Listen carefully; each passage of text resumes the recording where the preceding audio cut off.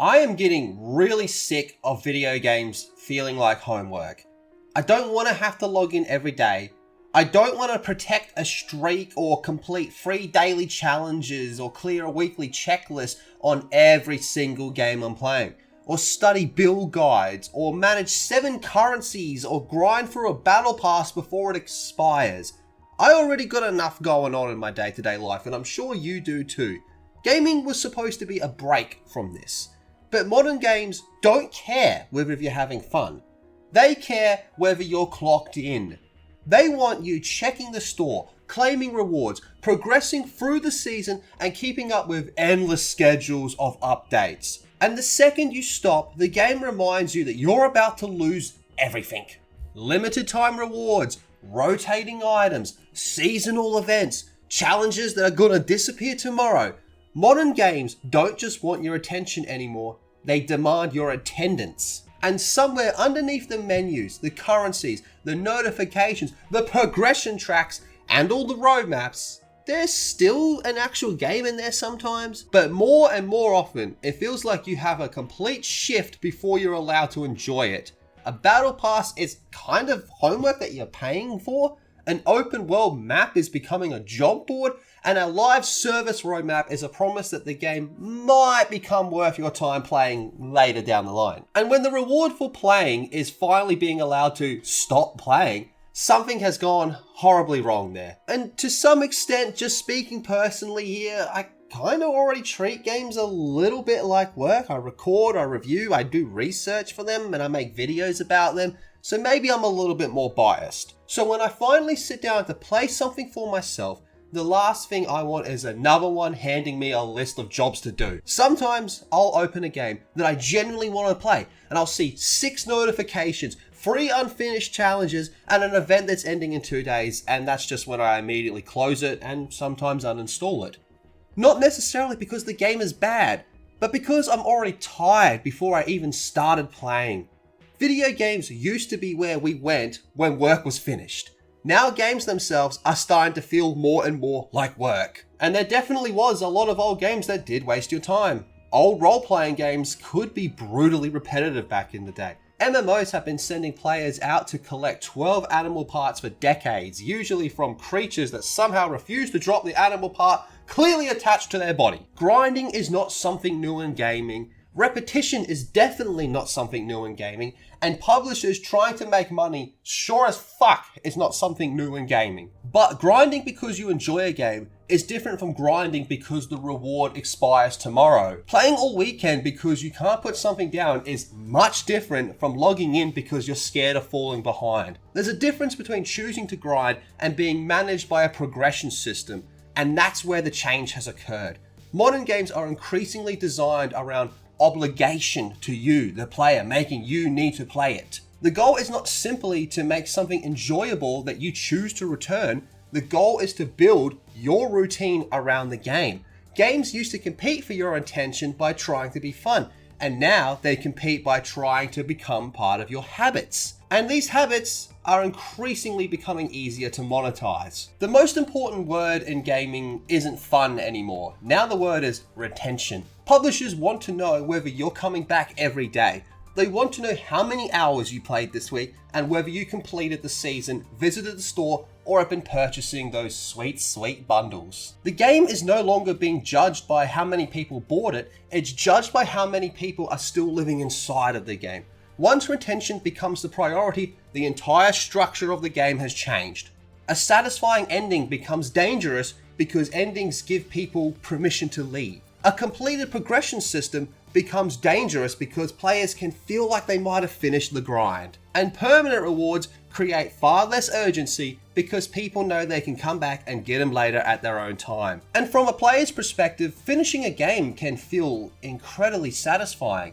But from the perspective of a live service business, finishing means losing an active user. So the finish line keeps moving. A new season will begin. Your meta builds will become outdated. Another new character is going to appear. Another currency gets added to the game. And another progression track opens. You are never truly finished. You've only temporarily caught up. And that's the language that I want you all to listen to.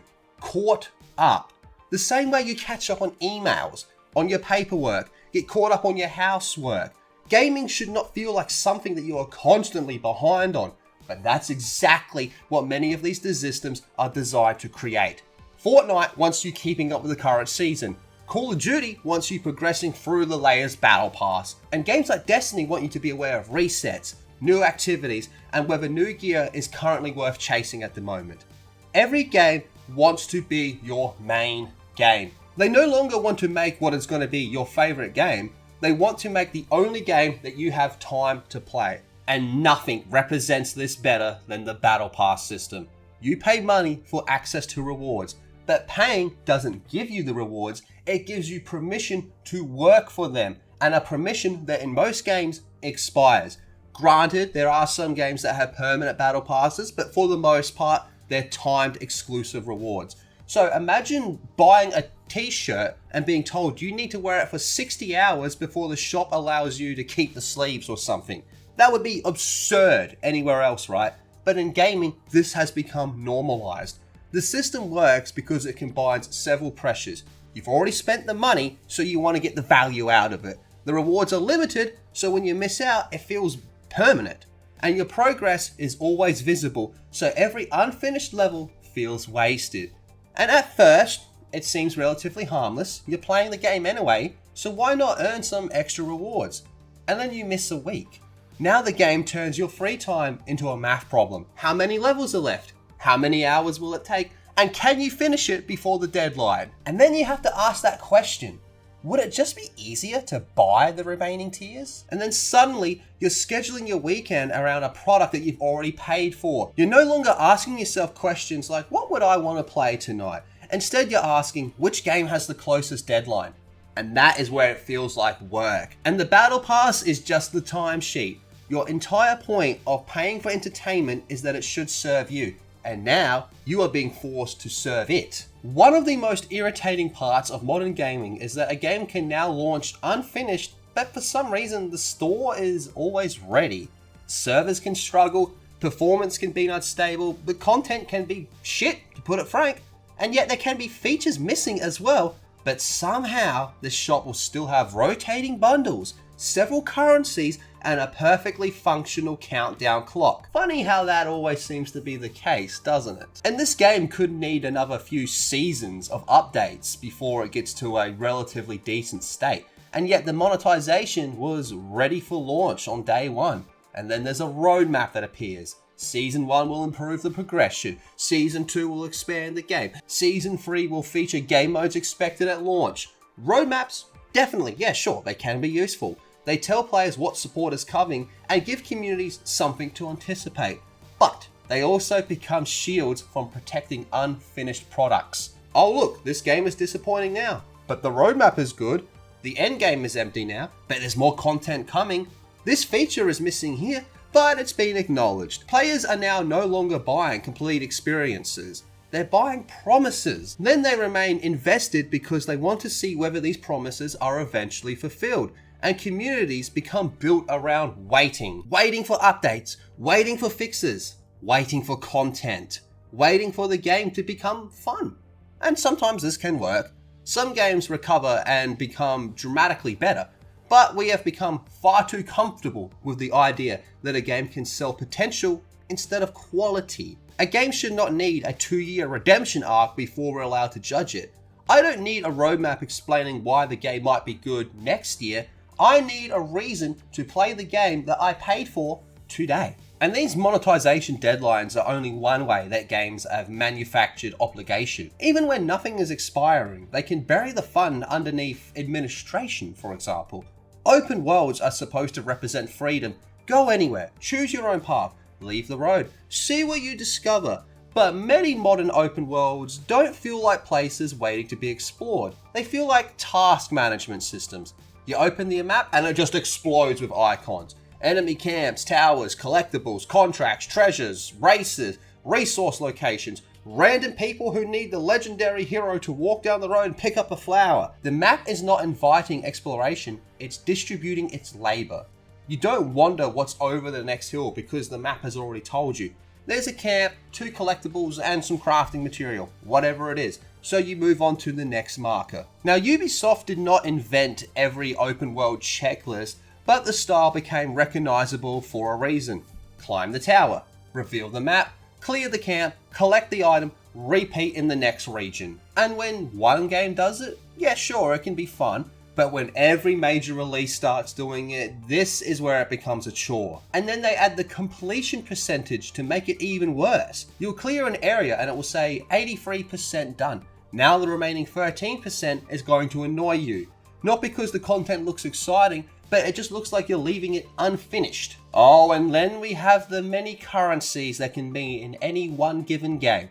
Something like gold, credits, tokens, shards, premium coins, upgrade materials, rarer upgrade materials, and a special event version of that rare upgrade material of whatever it may be for whatever season. You open the menu and you feel like you're being handed financial records of a collapsing nation. Every system seems to have its own economy. Every upgrade sends you through multiple menus. Every reward feeds into another progression track, and half the currencies seem designed to make sure you never understand how much anything really actually costs. And this is not to be confused with actual meaningful depth. This exists to slow you down, create more objectives, and stretch progression. And then to just eventually make you pay for it in real world money because it's so much simpler and oh so much quicker. Yes, the industry are the ones that created these systems, but players have helped turn gaming into work as well. Modern gaming culture has become almost obsessed with efficiency.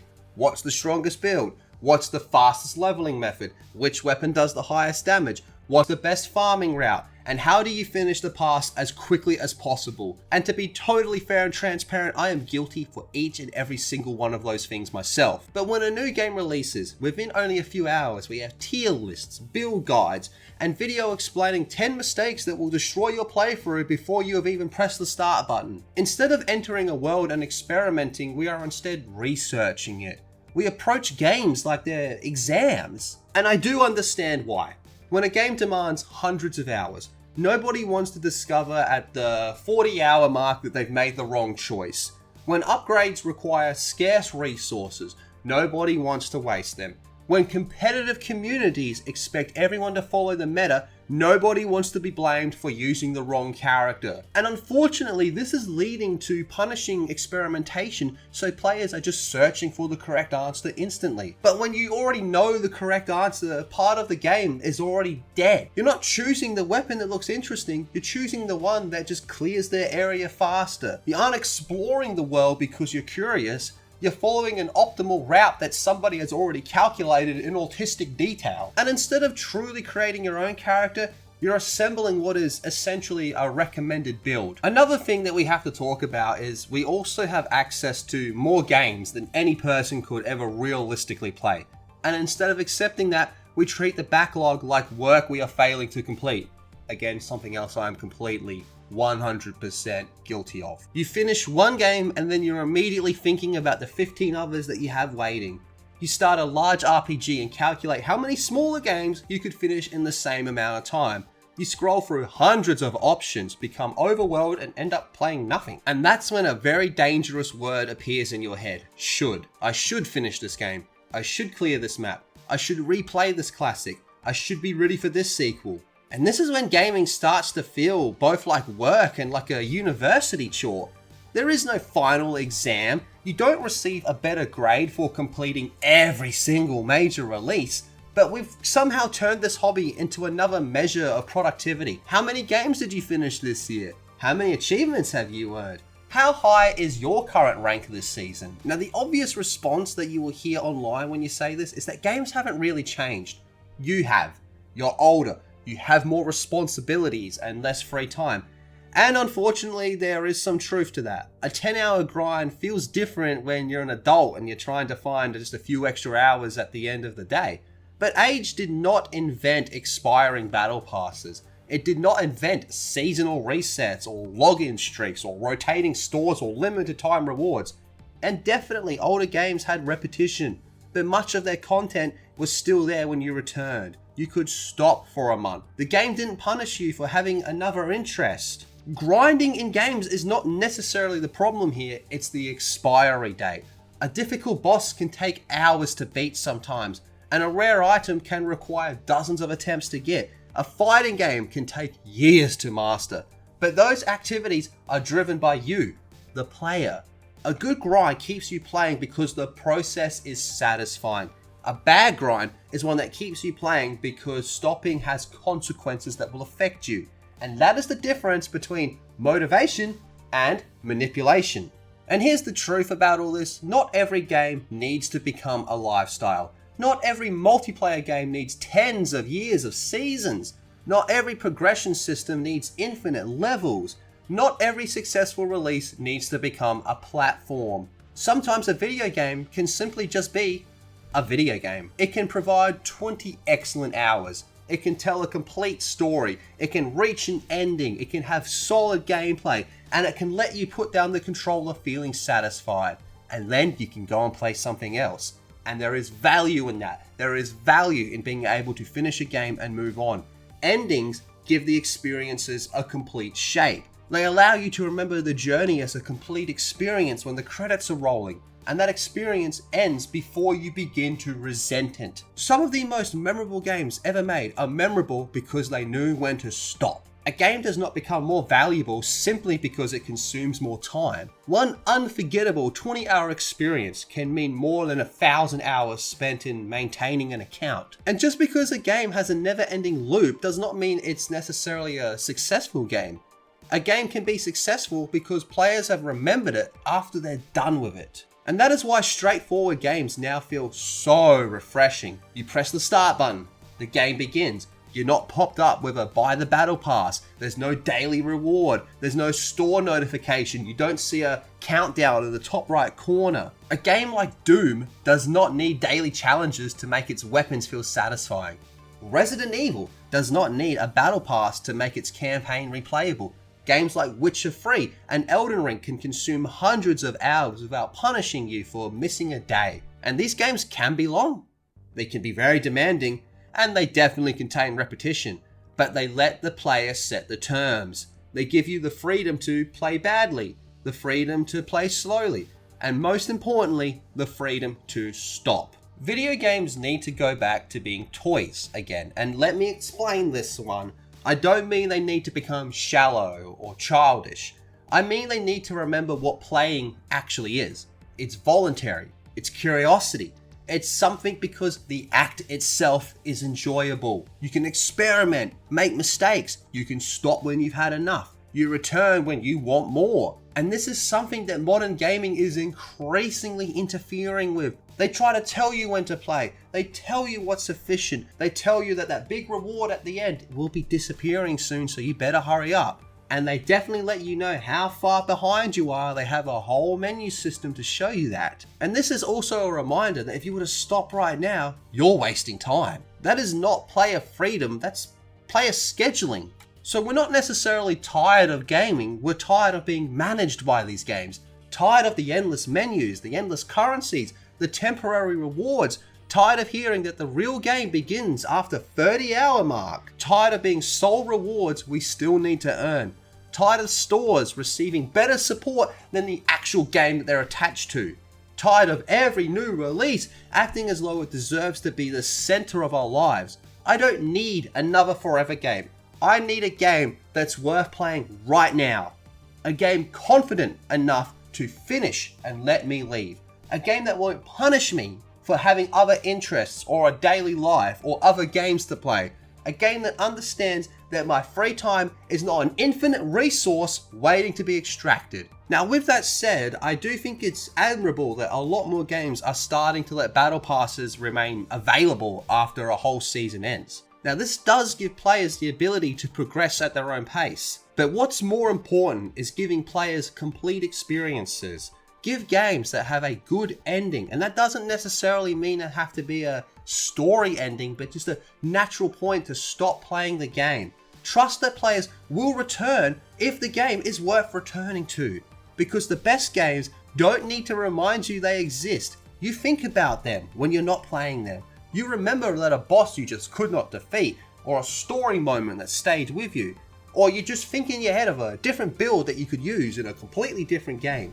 They create desire instead of feelings of obligation. The best games do not punish you for leaving the game. Instead, what they do is they make you want to return, even if it's years later. Video games used to be where we went when the work was finished. They used to be where we would escape from schedules, deadlines, and responsibilities. But somehow, along the way, the games became more schedules. The games created deadlines, and the games became responsibilities. And if your hobby starts making you feel guilty for taking a day off, it might not be a hobby then anymore. It might just be becoming another job for you. Modern games don't need more ways to demand our attendance. They need to start earning our attention again.